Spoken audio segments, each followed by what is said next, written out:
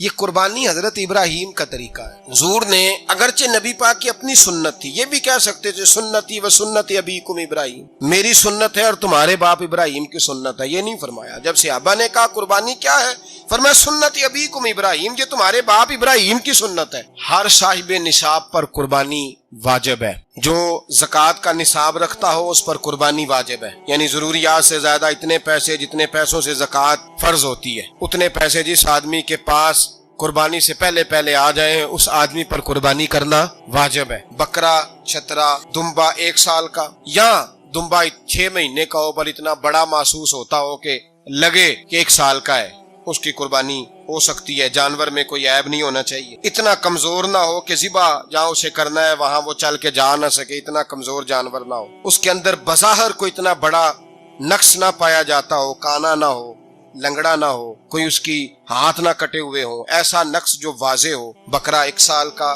گائے اور بھینس یہ 2 سال کی، اونٹ 5 سال کا۔ اب اس میں یہ ہے کہ ہمارے بہت سارے دوست چونکہ ہم دیہاتی لوگ ہیں تو پوچھتے ہیں کہ دوندا نہیں ہے تو چوگا نہیں ہے، تو یہ ہماری پنجابی کی اصطلاحات ہیں، پنجابی کی۔ شریعت اسلامیہ نے سال بتائے ہیں، یہ تو ہم نے اپنی آسانی کے لیے یا دیہاتوں میں جو ماحول تھا اس طرح کا جانور لیں، خوبصورت جانور لیں۔ جو نصاب ہے وہ بھی میں نے آپ کو بتایا، لیکن ایک اور پہلو بھی ہے، نبی پاک صلی اللہ علیہ وسلم پہ زکوٰۃ کبھی فرض نہیں ہوئی، کبھی حضور پہ زکوٰۃ فرض نہیں ہوئی۔ نبی پاک صلی اللہ علیہ وسلم کے پاس اتنا سرمایہ کبھی اکٹھا ہوا ہی نہیں کہ زکوٰۃ فرض ہو، لیکن نبی پاک کے صحابہ فرماتے ہیں کہ مدینے کے 10 سالوں میں اللہ کے رسول نے ہر سال قربانی فرمائی ہے، ہر سال قربانی دی، اور جس سال حضور حج کرنے گئے اس سال اللہ کے نبی نے 63 اونٹ ذبح فرمائے، اور حضور صلی اللہ علیہ وسلم جب اونٹ ذبح کرنے لگتے نا تو صحابہ کہتے ہیں اونٹ خود دوڑ کے حضور کے سامنے آ کے لیٹ جاتا، اور نبی پاک اسے ذبح کرتے اور فرماتے ہیں ایک دوسرے کو دھکے دیتے اونٹ کے، پہلے میں نے جانا ہے ذبح ہونے کے لیے، پہلے میں نے، انہیں پتا تھا کہ جو مصطفیٰ کے ہاتھوں ذبح ہوگا وہ تو دائمی زندگی پا جائے گا، یہاں بھی وہاں بھی زندہ۔ 63 اونٹ ذبح کیے، ایک اونٹ میں کتنی قربانیاں ہوتی ہیں؟ 7۔ اب 63 کو 7 سے ضرب دو گے تو کتنی بنے گی؟ اور پھر نبی پاک صلی اللہ علیہ وسلم نے 10 سال مدینہ منورہ میں قربانی دی، ہر سال۔ اب وہ 63 اونٹ، ایک اونٹ میں 7 قربانیاں، ہر سال یہاں قربانی، اور مولا علی شیر خدا فرماتے ہیں نبی پاک 2 قربانیاں دیتے۔ میں نے کہا حضور 2 جانور ذبح کر رہے ہیں آپ، تو حضور نے فرمایا ایک میری طرف سے، ایک میری امت کی طرف سے، غریبوں کی طرف سے، اور حضرت علی کو حضور نے وصیت فرمائی تو 2 دیا کرے گا۔ یا رسول اللہ صلی اللہ علیہ وسلم میں غلام ہوں، خادم ہوں۔ حضور نے فرمایا علی ایک تو نے اپنی دینی ہے، ایک میری طرف سے دینی ہے، 2 قربانیاں۔ مولا علی نے بھی ساری زندگی 2 قربانیاں دی۔ حضرت علی بھی مال کے نصاب نہیں، اپنا مکان ہی نہیں تھا، کوئی کاروبار نہیں تھا، کئی دن فاقے رہتے تھے، پر قربانیاں کتنی دیتے تھے؟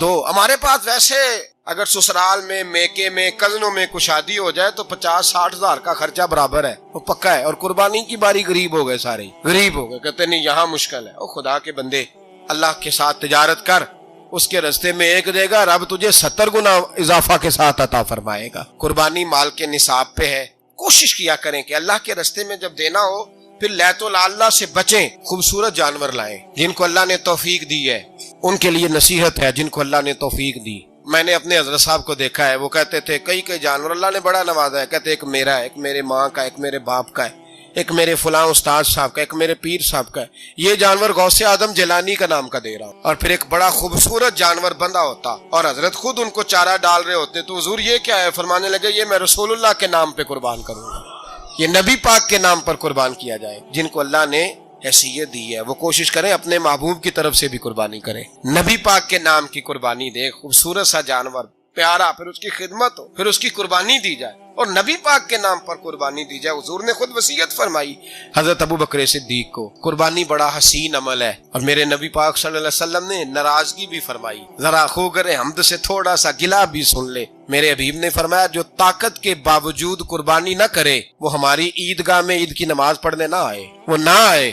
اور یا رسول اللہ جو کرے گا، فرمایا قربانی کے جانور کا خون کا قطرہ بعد میں زمین پہ گرے گا، اللہ اس کے سارے گناہ پہلے معاف فرما دے گا، اللہ اس کے سارے گناہوں کو بخشے گا۔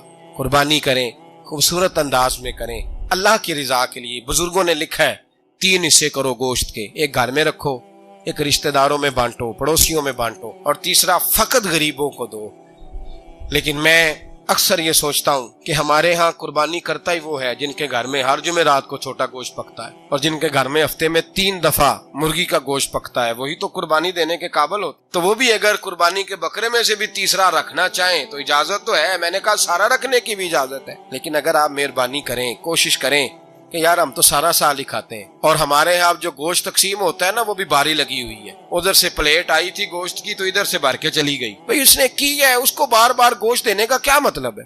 آپ یہ دیکھیں عزیزوں میں، رشتہ داروں میں، اور میں اگر تھوڑا سا آپ کی توجہ کرانے میں کامیاب ہو جاؤں تو سفید پوش لوگوں کو دیکھیں، کچھ سفید پوش ہیں، سفید پوش جن کے اوپر قرضے ہیں، بیماریوں نے جکڑ لیا ہے، گھر میں بڑے بڑے سخت مریض آ گئے ہیں، سفید پوش پہلے دیا کرتے تھے، آپ ان سے پوچھتے ہیں صاحب قربانی، تو بات کو ٹالتے ہیں، وہ کہتے ہیں سوچ رہا ہوں کوئی حصہ ڈال جائے، پردہ پوشی کرتے ہیں، کہتے ہیں کہیں حصہ رکھا ہوا، پردہ پوش۔ اکثر وہ لوگ قربانی نہیں دے پاتے، اکثر دیا کرتے تھے اب نہیں دے پا رہے، کیوں؟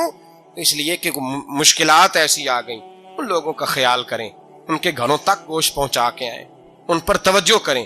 وہ سفید پوش آدمی کبھی ذکر نہیں کرے گا، کچھ تو ایسے ہیں جو خود پہنچ جاتے ہیں کہ ہمیں گوشت دیا جائے، لیکن کچھ سفید پوش ہیں لا یسألون الناس الہافا، اللہ فرماتے کچھ لوگ لپٹ لپٹ کے سوال نہیں کرتے، سفید پوشی کا بھرم رکھتے ہیں، کا مزاج نہیں۔